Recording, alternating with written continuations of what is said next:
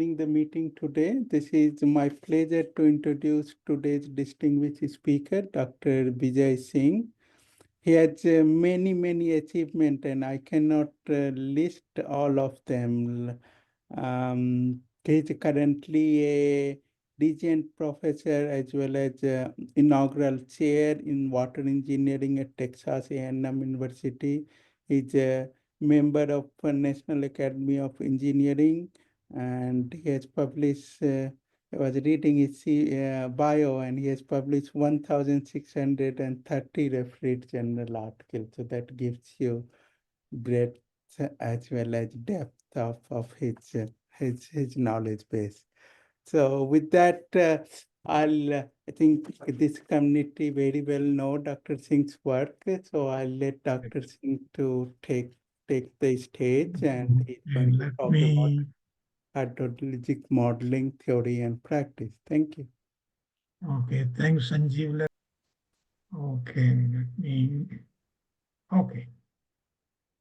Okay, so today we will talk about hydrologic modeling, and basically I will try to show you how various kinds of hydrologic models can be represented under a unified framework.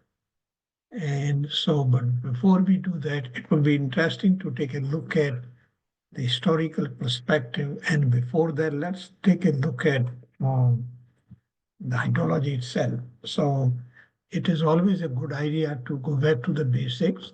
So if we anatomize hydrology, then you will see that there are basically four components which essentially delineate the domain of hydrology. Of course, we start out with water, but water is characterized by both quantity and quality. And really, these two aspects cannot be separated from each other. They should be treated in tandem. And of course, there are four phases of water, even though normally we discuss three phases, liquid, vapor, and snow, which is, that's a liquid, gaseous, and solid. But there is also a fourth phase.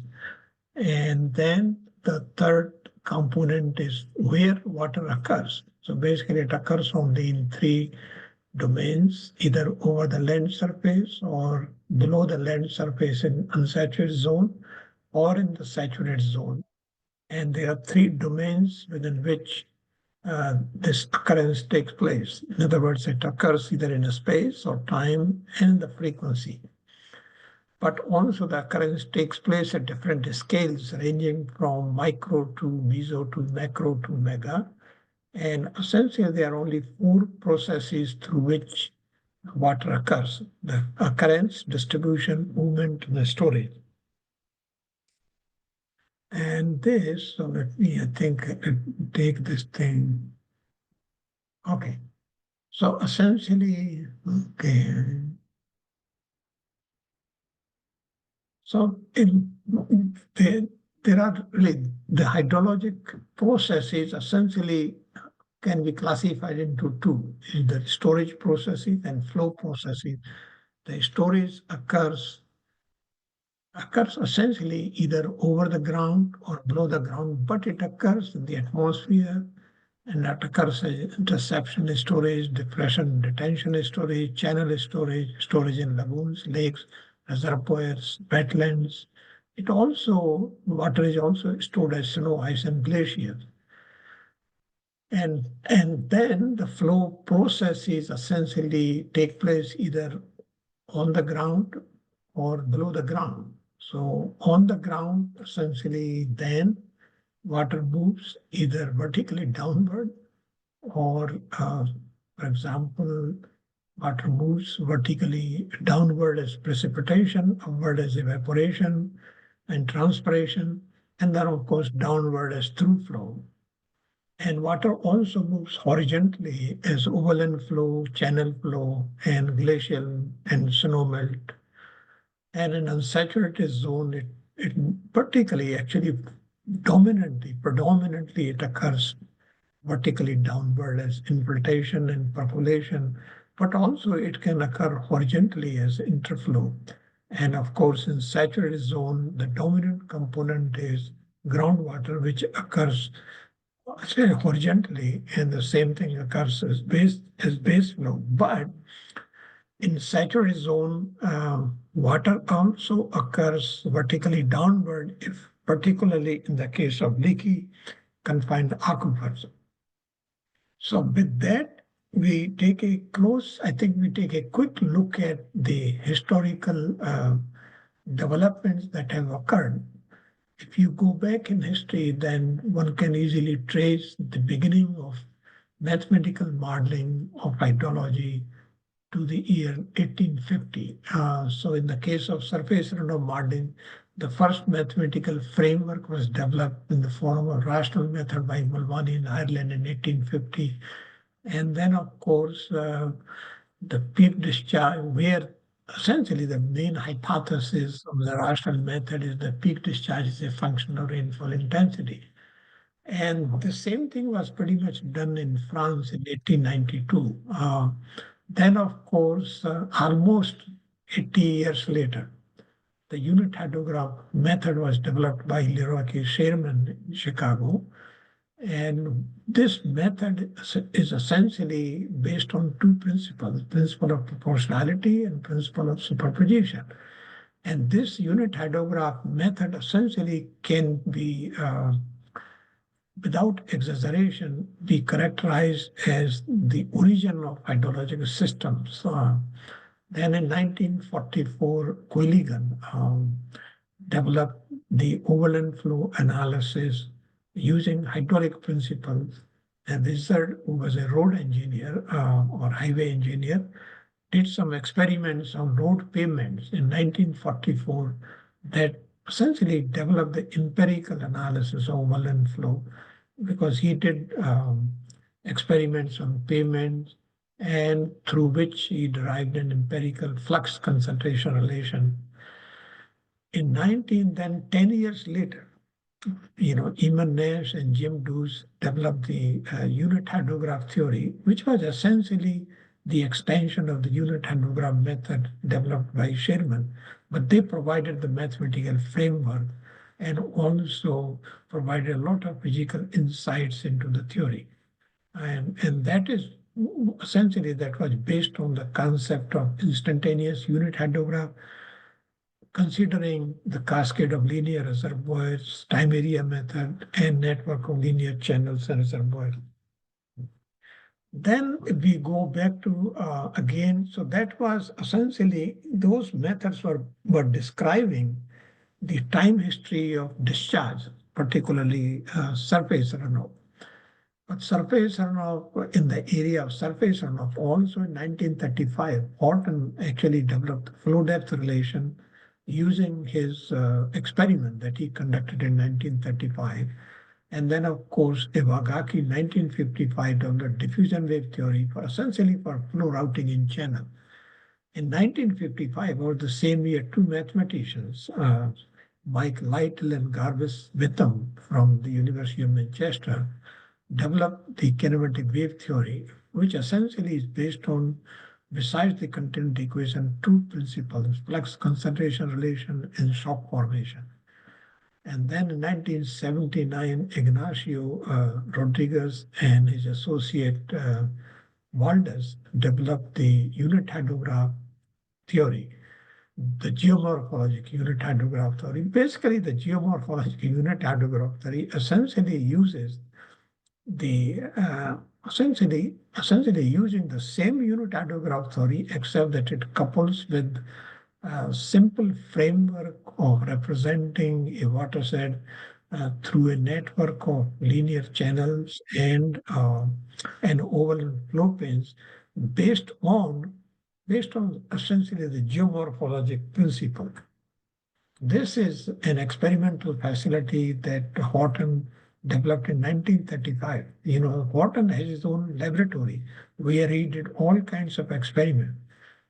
He was a very, very high-level theoretician. He did all kinds of experiments. Let's move on. This is another in 1966. Venti Chow also conducted experiments in the laboratory in 1966. This is Hydro Systems Laboratory. Even now it exists at the University of Illinois in Urbana-Champaign. So, but anyway, these works essentially were for describing the entire discharge hydrograph. But the unit hydrograph theory cannot be applied without knowing the runoff volume that will be generated by a given rainfall event. So the Soil Conservation Service, which is now called as the National Resources Conservation Service, NRCS, in 1956, essentially developed a method which is popularly called as SCS-CN method. CN is for curve number. And this is based on the proportionality hypothesis. I know a lot of hydrologists really disregard this as entirely empirical, but I can tell you that so far we have not come up with a better method for computing storm runoff. And this method is not entirely as empirical as a lot of people tend to think. Then in around the same time, Army Corps of Engineers actually wrote a treatise under the title of snow hydrology, which is still a landmark contribution. So they developed all kinds of relations for snowmelt runoff, particularly the degree day factor. That method was developed in 1956. On the other hand, so that was, all this was confined to surface runoff modeling, considering both the time distribution of discharge as well as the runoff amount. But then the theory of infiltration was developed by Green and Empt, and now it is called as the Green and Empt infiltration model. That was in 1911, which was based on the principle of piston movement. And Kostyakar developed an empirical relation in 1932. Then, of course, the Richardson, now popularly called a Richards equation. In 1931, he derived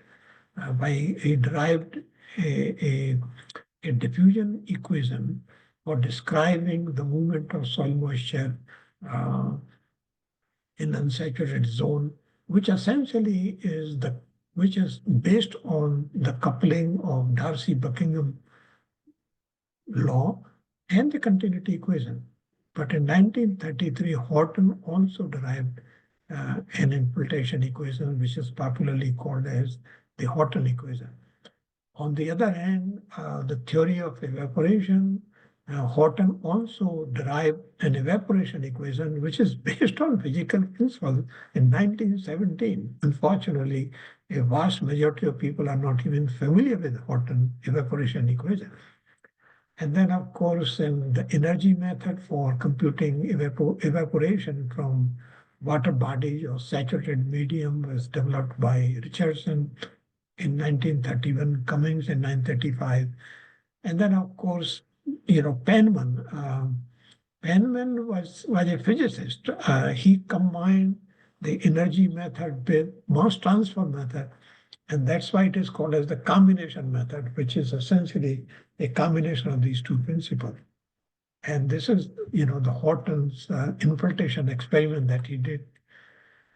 And of course, the subsurface flow modeling was developed by Loudermilk in 1935, which described the subsurface flow mechanism. And then, of course, later on, several other people followed. In 1970, Tom Dunn and Black developed partial area contribution of saturated flow mechanism. So now you see there are three mechanisms: rainfall access mechanism developed by Horton, subsurface flow mechanism, and partial area or saturated flow mechanism for the generation of steam flow. Then, of course, there were also developments related to modeling of different hydrologic components. For example, interception, Horton derived an empirical model in 1919. Then SCS the Soil Conservation Service in the development of their SCS-CN method also empirically modeled detention and depression storage in 1956. Then, of course, groundwater, really the basis of groundwater hydrology is the Darcy equation, 1854, which was derived. Some people say it was 1852, but somewhere around that time. And of course, Fair and Hedge derived an empirical relation for hydraulic conductivity, which essentially says that, that permeability is directly proportional to some power of average grain size diameter. And then, of course, the real breakthrough came in 1935, Charles Thies, who derived the well response to pumping, which is essentially nothing but the diffusion equation. And also then Cooper and Jacob, they derived a method for aquifer parameter estimation, which are essentially transmissivity and storativity. And it is popularly called as the Cooper-Jacob method. Sometimes people call it Jacob method. But they also established a correlation between groundwater and precipitation, which formed the basis of groundwater recharge. It was an empirical study, but very good study. And Chow also in 1952 developed a method for estimating transmissivity and storativity. It was a graphical method, but it is popularly used, and it's called the Chow method. And for leaky aquifers, Mehdi Hantush and C. Jacob essentially developed a parameter estimation method, the same parameter, but for leaky aquifers. Then on the other hand, for flow routing, particularly in reservoirs, the U.S. Army Corps of Engineers in 1928, they developed the pulse method and the volume balance. And then, of course, the U.S. Bureau of Reclamation modified the pulse method in 1949, but these are essentially volume-based method. Then in 1935, the Muskingum method, the McCarthy developed. Muskingum is actually the name of the river basin in Ohio, but now it is popularly called as the Muskingum method. McCarthy was the one who developed this in 1934, 1935. It is essentially based on the linear hypothesis, and also U.S. Bureau of Reclamation modified the reservoir pulse method for channel routing as well. Then on the frequency domain, the 1951, the Gumbel, which is called as the Gumbel distribution, Gumbel actually derived using the extreme value theory, the extreme value type 1 distribution, which is popularly called as the Gumbel distribution. In many countries, the Gumbel distribution is still used, even though, and then of course, 1951, Chow derived the frequency factor method for doing frequency analysis. Then in 55, he developed the long normal frequency factor table. And in 1952, around the same time, Hurst, now it is popularly called the Hurst exponent, which is essentially for the predictability of the time series.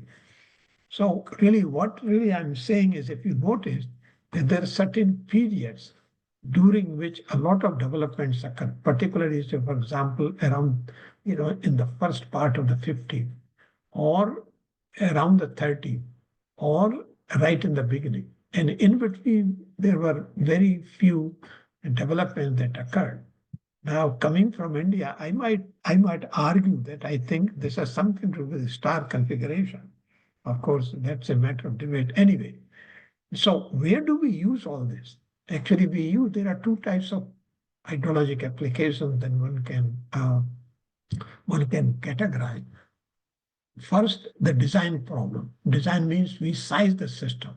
For example, we size water supply scheme where we need to compute the volume of time, runoff, the time, the frequency for drought, for risk assessment. Likewise, for drainage design where you need peak discharge, again, frequency, risk, damage assessment.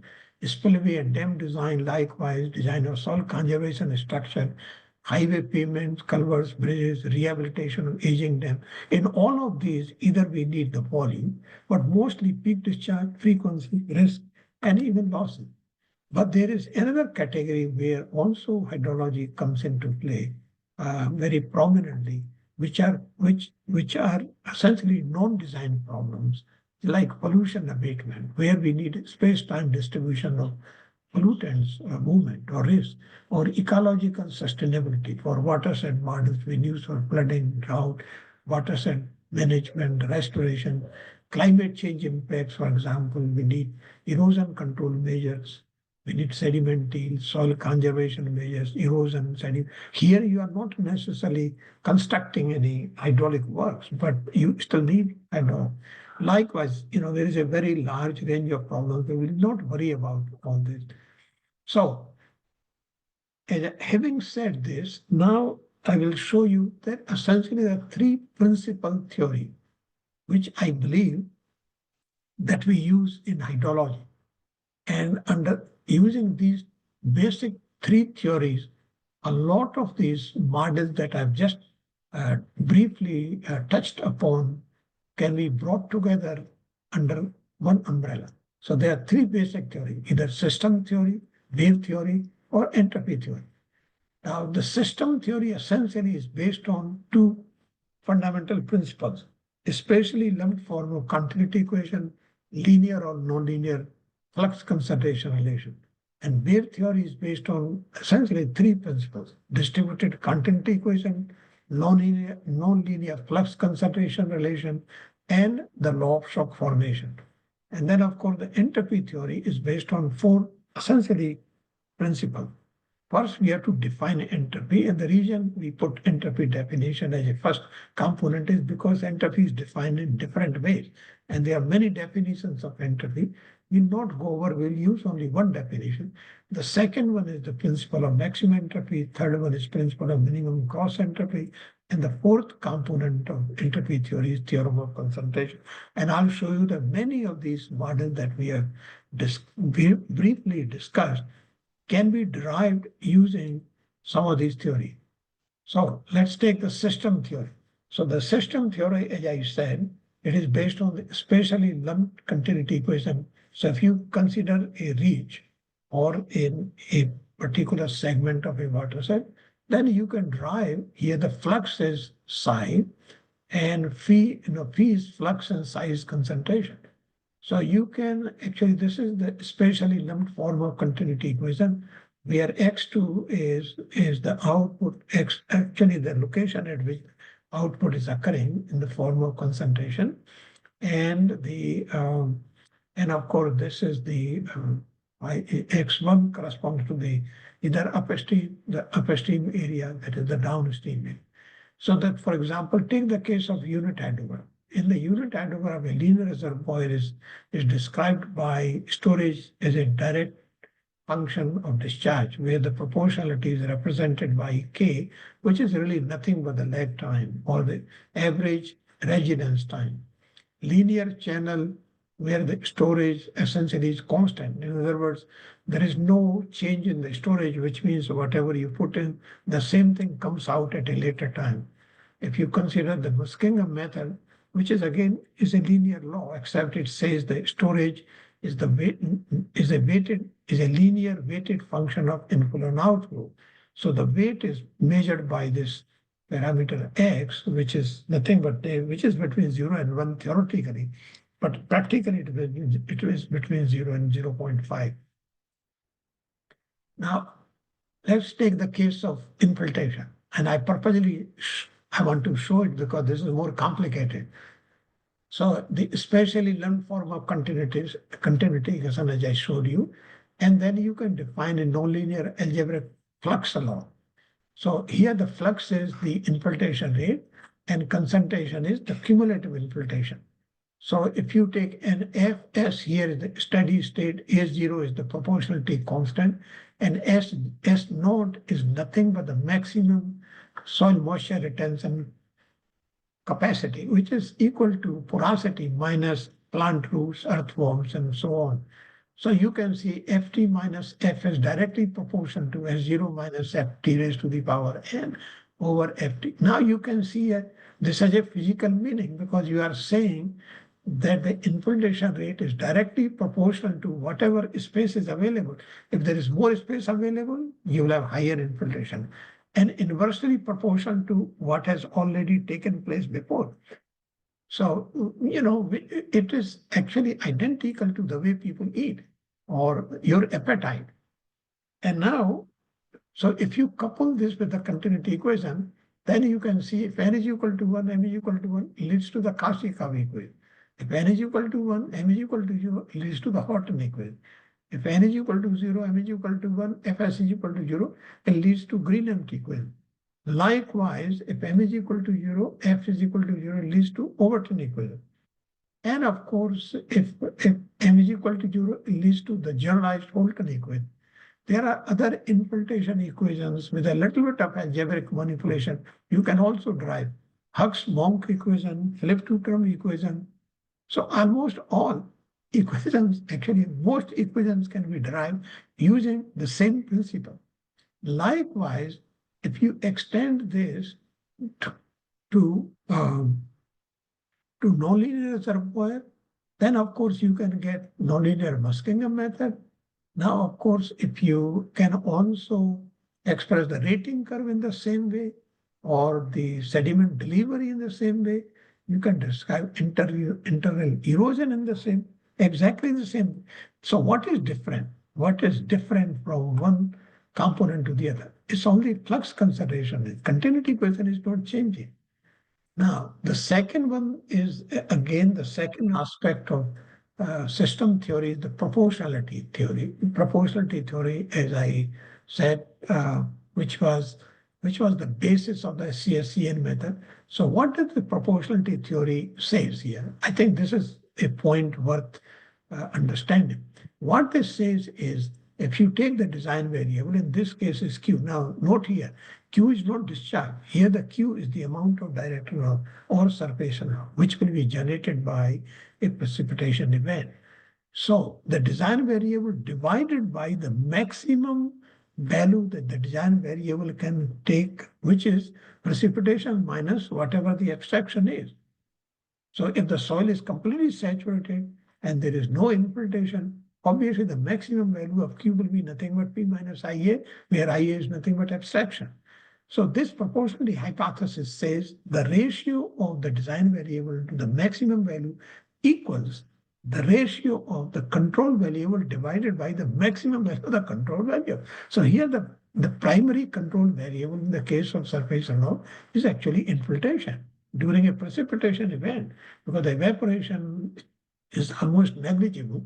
So the only abstraction is essentially, is the main abstraction is nothing but infiltration. So the volume, the cumulative amount of infiltration, which can take on the maximum value is equal to the porosity or the maximum soil moisture retention. This is the proportionality hypothesis. Now you can also apply the same thing, the same hypothesis to subsurface drainage, the same hypothesis to evapotranspiration, the same hypothesis to sediment yield. And these are the proportionality relations I am enumerating. For shortage of time, let me. Now, what is interesting is you can also apply the same hypothesis to deriving frequency distribution. So in the case of frequency distribution, the continuity equation is really nothing but the derivative of CDF, which is the cumulative distribution function, which equals the probability density function. So the proportionality relation in this case is, look at the flux, which is f of x or df over dx, is directly proportional to the cumulative distribution function and 1 minus, which is the survival function, which is raised to the power n. So you can intuitively feel that the probability density function will be higher if the event has not taken place. And it will be lower if the event has taken place. And so basically here, that's what 1 minus f of x is the survival function says. So if n is equal to 1, n is equal to 0, so here the key is how to express this proportionality function, because the proportionality function in this case is not a constant. So g of x, for example, if you take it this way, this will lead to extreme value type 3 distribution. And you can derive any distribution, provided it is expressed in explicit form. For example, extreme value type 1 distribution, if m is equal to 1, n is equal to 0, and g of x is this way, it leads to extreme value type 1 distribution. If n is equal to 1, n is equal to 0, and g of x is written this way, it will lead to Weibull distribution. Likewise, you can derive Pareto distribution. you can drive generalized extreme, you can drive almost any distribution. Now let's go to now the second one, which is the wave theory. Now in wave theory, of course, there are three types of wave theory. Of course, many wave theory from a hydrologic viewpoint. Actually, there are only the diffusion wave, kinematic wave, or dynamic. But the most versatile is really kinematic wave. Diffusion wave has restricted applications, particularly in the case of routing in channels and even reservoirs. Or it has also an application if you want to drive the pollutant transport. So let's focus only on kinematic wave theory. So the kinematic wave theory, again, the concentration here, C, and of course, capital F of X, here in this case is flux, and C is concentration, and I is nothing but the input function or the forcing. So if you take this, and then, so basically the wave theory essentially prescribes a function between C and F. And then of course there is a law of shock formation, which describes the shock velocity, which is equal to the ratio of the difference between the flux before the shock and after the shock divided by the concentration before the concentration of flow. So the concentration of flow in this case will be nothing but depth. So concentration before the shock and after the shock. So in case of surface hydrology, for example, for discharge hydrograph, we use Q, which is the flux, is directly proportional to the flow depth raised to some power n. Now, of course, from hydraulics, n can vary from 1 to 3, depending upon the quality of flow. In irrigation hydrology, this is expressed as the flux is expressed as a function of cross-sectional area. In Vado zone, it is expressed Q, which is actually flux per unit area, which is like a velocity, which is directly proportional to the hydraulic conductivity as a function of capillary potential or moisture content. Remember, K, unlike the Darcy equation where K is constant here, K varies with the degree of saturation or the moisture content. The same thing applies to, the same principle actually applies to soil glacial melting, and also we can do for water quality hydrology. Now, of course, the entropy theory, as I showed you, the entropy theory essentially has, you can enter all, there are two types of problems that we have. First, we can drive probability distribution, but we can also drive physical and empirical relations using the entropy theory. Now, if you want to drive the probability distribution, you can drive any probability distribution using entropy theory, provided the restriction is provided the distribution is expressible in explicit form. And here we can use the Shannon entropy, which is by far the most versatile and robust entropy definition. There are others. For example, so if you drive the entropy theory, the key here is to specify the constraint. Constraints in the case of entropy theory are analogous to, in statistics, what we call a sufficient statistic. So you do entropy maximizing using the Euler-Lagrange calculus of variation. And then, of course, you can drive the distribution parameters in terms of the constraint that you express. So in that way, the entropy theory obviates the need for parameter estimation because you are expressing the distribution parameters in terms of the information that you are codifying. And for example, you can drive the generalized extreme value distribution provided, these are the two constraints that I'm describing here. The same thing you can drive essentially the generalized gamma distribution, generalized beta distribution, and we have done the comparison, and theory works really well. But you can also drive physical relations. Not only you can drive the frequency distribution, but you can drive physical. For example, you can drive a generalized instantaneous unit holograph using the entropy theory. Suppose that your constraint is the geometric mean and the power mean. So say geometric mean is nothing but the integration of log of time of travel multiplied with the IUH, which is, so the instantaneous unit hydrograph is analogous to a probability density function. And doing a little bit of algebra, you can see that you get a very generalized IUH expression, which specializes into gamma distribution, linear distribution, Nakami distribution, exponential, Biver, Rayleigh, Maxwell.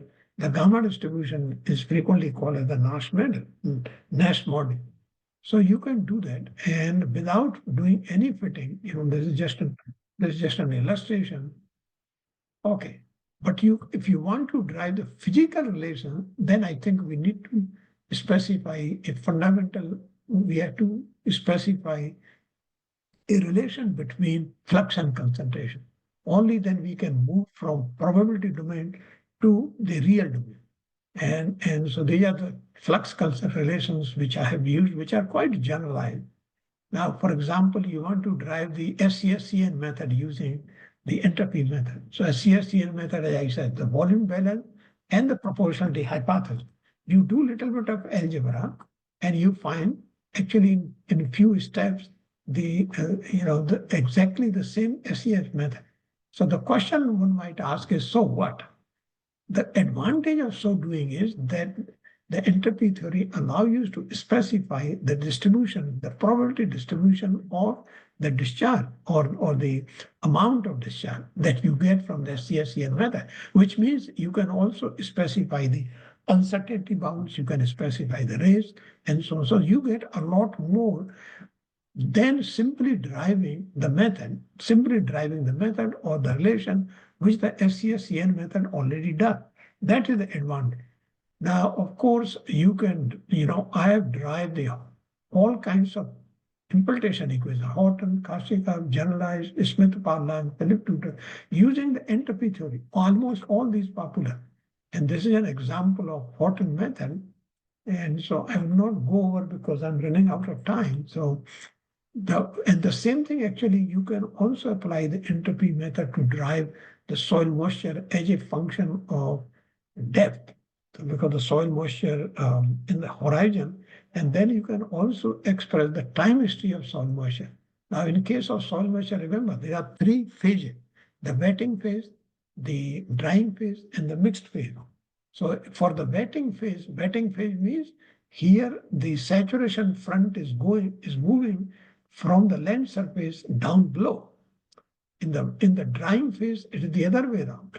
But in the mixed phase, it can be both ways. You can have a drying front and then it meets the saturation front.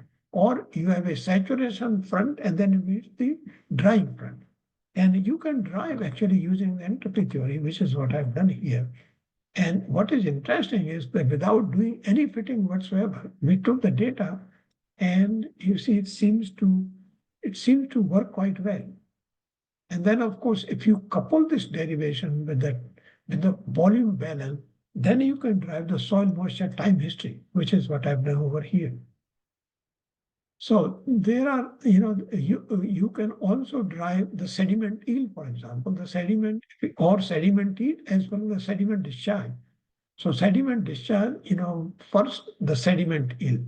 So this is a relation like this, like the relation which has been quite popularly used between the sediment load, which is the vast load, especially which is true for upland areas or agricultural watershed, which is directly proportional to the volume of runoff.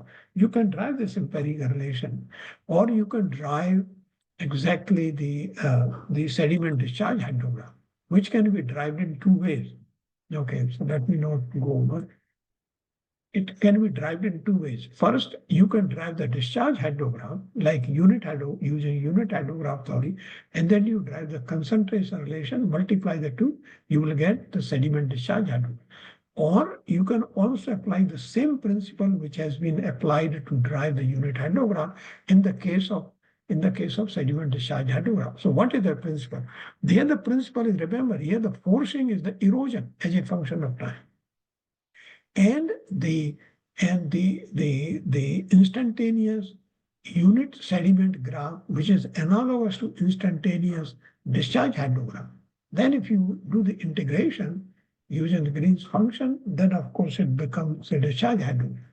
Or you can do, as I said, by simply driving the discharge and the concentration separate. And so this is the sediment yield, and this is the sediment discharge hydrogen. Anyway, now if you combine all these components, then of course here actually I want to make only one point, and that is in the beginning there was emphasis on component modeling. Then of course, beginning with the advent of computers in the middle 60s, then of course the watershed models started getting developed, particularly with the beginning of the Stanford watershed model. The second row essentially describes the model sign. So emphasis was not only that is thereafter, that is in the late 60s and the 70s and thereafter, the second component is model science, which means the hydrologic models were integrated with water quality models, with sediment, with nutrients, and so on. And this was triggered also partly by the third column is by legislative mandate, because legislations were passed at the central level as per the state level. The fourth column, which is now perhaps one of the most important column, is the computing technology. So it started becoming popular. Now, of course, we have all kinds of computing technology. This is the timeline of models, their component, like a kind of chronology of recent year. Let me not go over. Now, but we have now the capability to incorporate spatial variability of watershed characteristic, spatial variability of inflow, precipitation, and so on at different sizes. Okay, so having said all this, so what are now the current challenges? The current challenges are that actually the current challenges are the hydrologic model in many cases need to be developed at a much finer spatial scale. On the other hand, we also need models at the larger scale, at the regional scale, even at the national scale. And they have to be coupled with uncertainty analysis. And the question which is still nagging is the long-term forecast there. And also, we still really don't quite have as satisfactory handle on probable maximum precipitation. We don't even know how to properly define it. I mean, of course. Then, of course, these models have to be integrated with biogeochemical models, climate models, couple systems, and so on. So and of course, the challenges are the models must be user-friendly. There must be model choices so that they are credible, and their credibility must be objectively and quantitatively specified. So that will take us to scope out the entire hydrology. Now, of course, we have several areas of hydrology which are emerging, like space, global, climate change, social, operational, and disaster hydrology. So the outlook is we will need more. There will be increasing demand by society for these models. There will have to be increasing emphasis on linking these models with environmental and ecosystem models. There will have to be an increasing emphasis on user-friendliness. Models will have to incorporate information technology, computer-based design, artificial intelligence, space technology, and the models will have to clearly state uncertainty and reliability. Only then the model will be competitive. So we have to take a stock of the current situation, recognizing social and cultural constraints, and we have to take into account the looming global changes that are occurring. And of course, that will take us to re-examine and revalue our entire value system. So which means the future can be as bright or dark, it's all in our hand. So with that, I think I will stop here because I want to at least give you 10, 15 minutes of time for questions and answers. So with that, thank you all very much for indulging and for taking your time out to listen to me. It has been a kind of a quick brush because the 1 hour is too short a time. So Prakash. Yes, yes, Dr. Singh. Well, thank you very much. This was a wonderful presentation, a lot to unpack, and luckily we're recording everything. We're going to be posting that online, And if anybody needs, I can even send the PowerPoint. That's not a problem. I can send you can distribute. yes, I can take care of that. Well, let's open it for questions. Sanjeev, if you have any question, I'll let you go first because I know you need to leave. I had one question, Dr. Singh. What is your take on community modeling? Like, do we need one community model, or do we need several different individual models? I think, remember, in hydrology, we deal with the natural systems. So, there are models which will apply across the board. But at the same time, there are a lot of other considerations which have to be taken into consideration. And that is when you say community, basically, this directly implies, in my mind, the human dimension. And once you integrate the human dimension with hydrologic models, then then you have to be community specific because the human factors have such a large diversity that they are not the same, even in the same area. In the same area, for example, you take the case of India, in the same area, the people in one community view things very differently from the people in another community. The people in rural areas have a very different frame of mind than the people in urban area. So the hydrologic components also accordingly change. For example, if you are dealing with urban community, there the problems are of very different kind because the conveniences that people have, the pollutants which they generate, the waste material which they generate, they are very different. The natural hydrology will be pretty much the same. For example, the precipitation may not be changing that much. Of course, there may be heat island impact. That's a different story. But infiltration will be very different in urban area than in rural area. And so I think it is better to address the problems on a community level, taking into consideration the specific characteristics of that community. That's the way I would suggest to go. Thank you. Prakash, you can take now. Okay, great. Thank you very much, Sanjeev. Dr. Singh, I think I have one comment, and maybe then you can elaborate on that. On one side, when you showed all these development of the models, and at the same time the computing capacity, I think one interesting thing would be that we're also in an age where we're actually collecting a lot of data. Remote sensing, an extended network of rain gauges and everything, stream gauges. Integrating that would be also one of the important challenges. No, but you are right.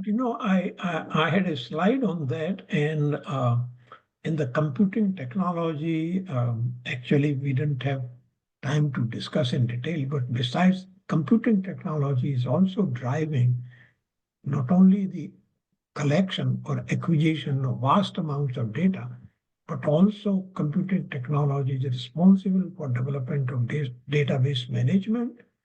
Computing technology is also responsible for all these IT-based technologies like ANN, artificial intelligence, machine learning, and deep learning, and so on. So you are right. I mean, these the data collection is becoming so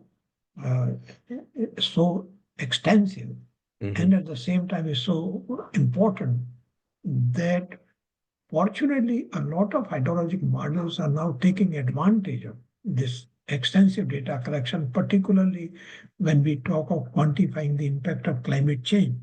You see, people are taking advantage of satellite-based, remote sensing-based data. Now, of course, the computing technology has also enabled us to develop all kinds of geographical information system. So you are right, but I would also say here that many hydrologic models. Okay, let me go back. You have to look at the problem that you are interested in addressing. there are all kinds of problems which really do not require extensive, large-scale remote sensing-based data. On the other hand, there are areas where there are no data at all, and remote sensing data, remote sensing technology, especially satellite technologies, is enabling us to acquire data. For example, sitting here in the United States, we can get a pretty good idea about the discharge that is occurring in one of the major rivers in India. Yeah. So you are right. I mean, this is opening new opportunities and new avenues for doing hydrologic modeling.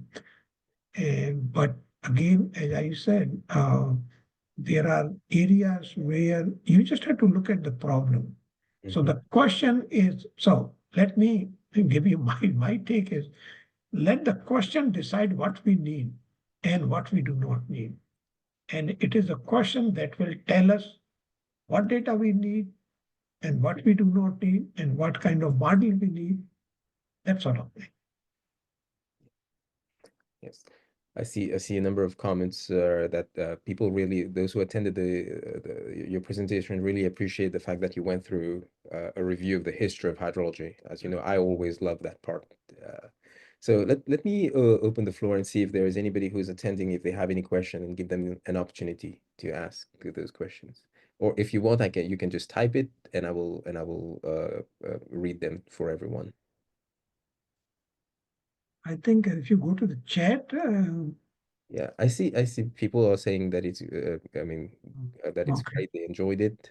I don't see any question yet. Okay. Oh, I see one from Guta. Let me read this and I'll try to summarize. Climate science and risk.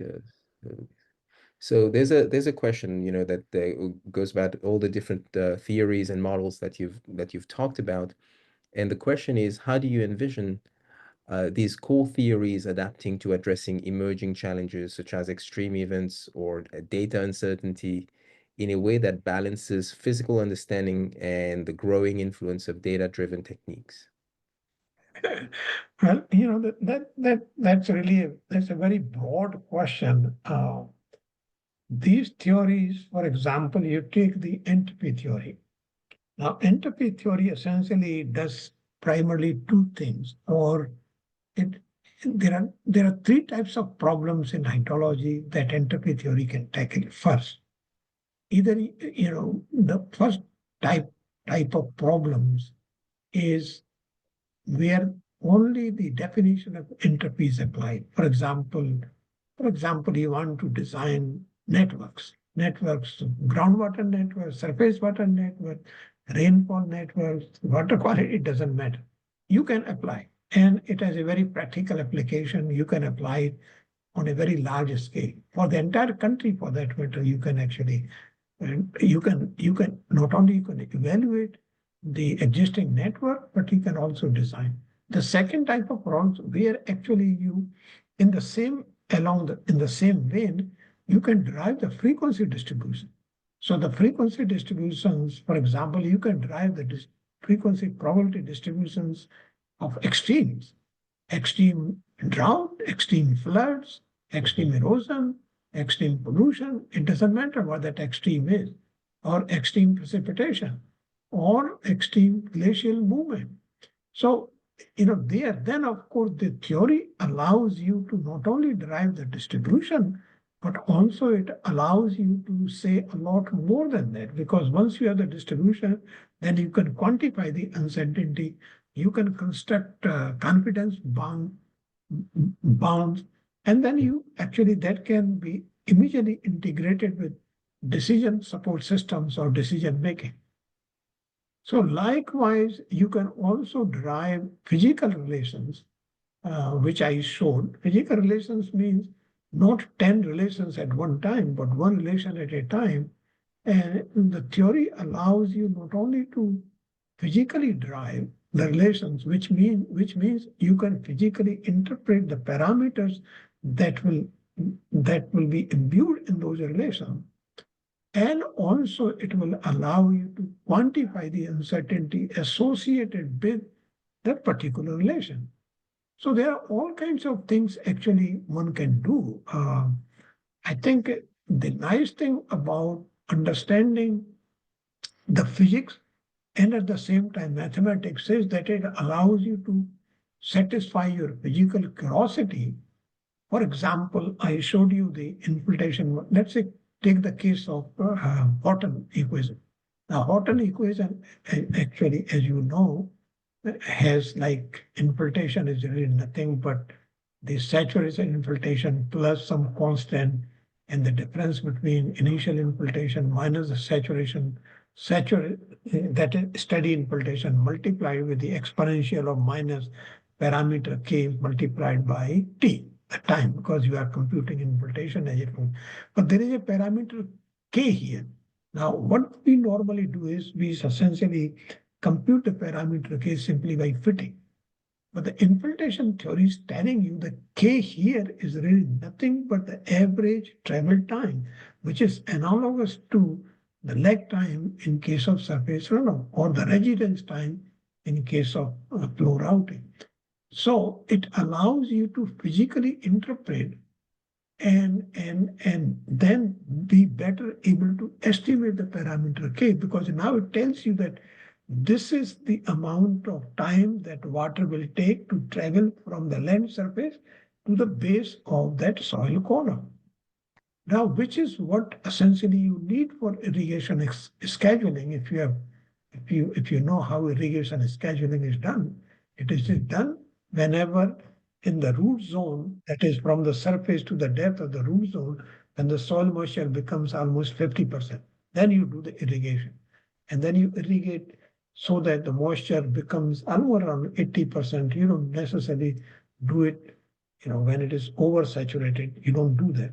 So that means it allows you to, then you can compute the amount of time you should allow the water to saturate the soil to the extent that you would like. So these are the things that you can do. Of course, no technology can solve all the problem, but the technologies that we have are able to solve a wide spectrum of problems with the physical input. And that is really the point I was trying to make. If you use either the wave theory or the systems theory or the entropy theory.